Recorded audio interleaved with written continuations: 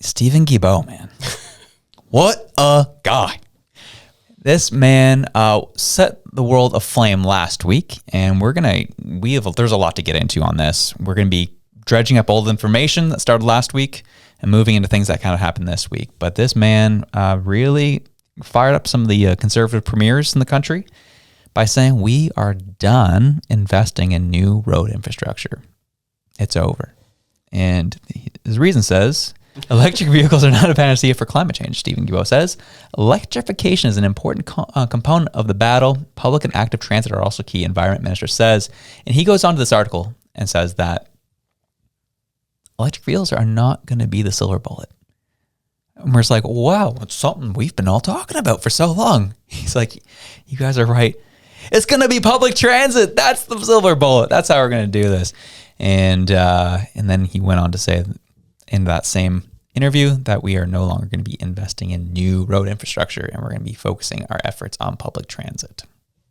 Yeah, and so what I find interesting about this is that I do agree that public transit could be the way forward, especially if you look at places like in Europe where they have really good high-speed trains taking you all over the place. If they actually did things like that, you can electrify a train really easily. They're on a track, and you know what I mean? And trains are separate from the rest of traffic, so you're reducing congestion. It's just it's a better way to travel, and I think it's the way forward, honestly. But I'm not seeing any investment in that. I'm just seeing carbon tax upon carbon tax upon carbon tax. We're not building roads. We're going to take everything away, and somehow that's going to push you into a greener future. It's like, no.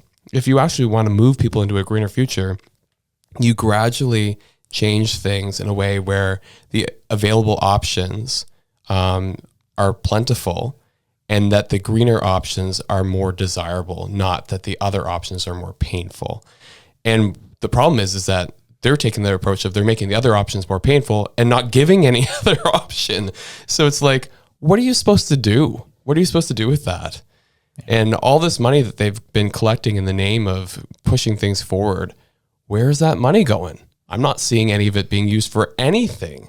And like I said, he's just talking about not building roads and not doing all this other stuff, and then putting out flowery messages about public transit. Where's your direct transfers to public transit? That's out of your jurisdiction. That's something that's at a municipal level. Mm-hmm. So, yeah. It reminds me of a situation that happened in question period back in like 2018. And it's a moment that sticks with me because it was so funny. At the time, the transportation minister of the Liberal Party was talking about how much the Liberal Party had invested in public transport and helping people out, when they said they had invested at the time $30 billion in public transportation. Halifax got a new bus, this, that, the other. And that's how he worded it, was that Halifax got a new bus. We invested $30 billion in public transit infrastructure, and it just sounded so bad. So Pierre Poilievre at the time comes across the aisle and says, this man just said they spent $30 billion and Halifax just got a new bus. How much does that work out per bus?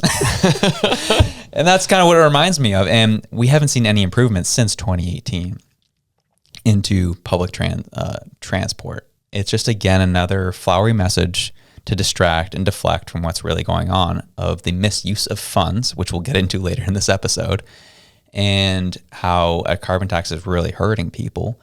And this man's getting wrecked on this left, right, and center. And it again proves the point of how in the world have we allowed political extremists into positions of power when they clearly don't know what they're doing. Their goal is just to kind of push their own goal, which is very tunnel visioned, not considering the solutions that are on the outskirts, which proves he doesn't care. He just has an end goal and thinks this is the only way. And when now he's getting pressure on it, and he's trying to deflect away from it. Yeah. And I think that probably a lot of the money that they talked about, like the billions of dollars, probably went to public transit options in Ottawa and Toronto, honestly, because you have two subway lines that just put in, like the Yonge and Eglinton line in Toronto. And then the I forget which line it is in Ottawa, but when I was there, the whole place was just tore up, and it was years behind schedule and way over budget. But it is a better option. But the problem is just it's so expensive, and any kind of transit option like that is going to be expensive. But the other thing that I will mention is that it's just in Ontario. Where is the rest of the money for the rest of Canada? And that's why you got Alberta screaming right now, is because they're saying, we see Quebec getting 50% of equalization payments. We see Ontario getting all the rest of it in different projects, in different battery plants or different deals that are being made.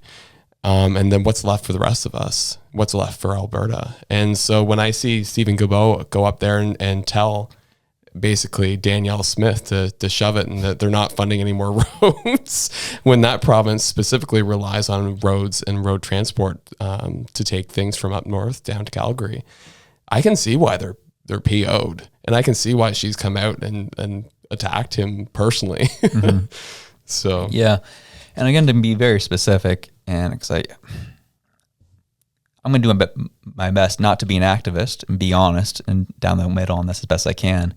Don't like the man. I think he's the worst, if I'm being honest. But really, at the end of the day, he was very specific in his language. He doesn't want to put any more money into new road infrastructure.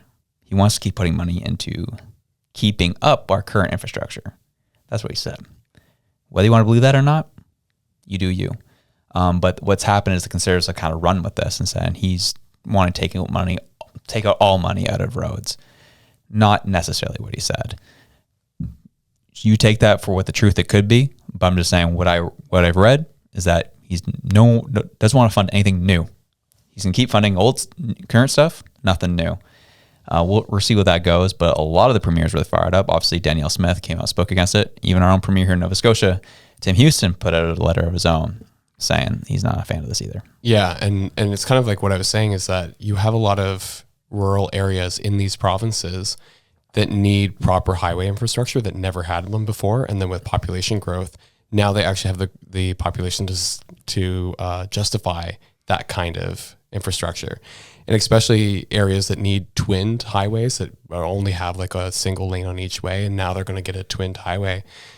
That's really huge for those communities, and it also has been shown to reduce like traffic incidents, and it's going to be something that's really going to be helpful for them.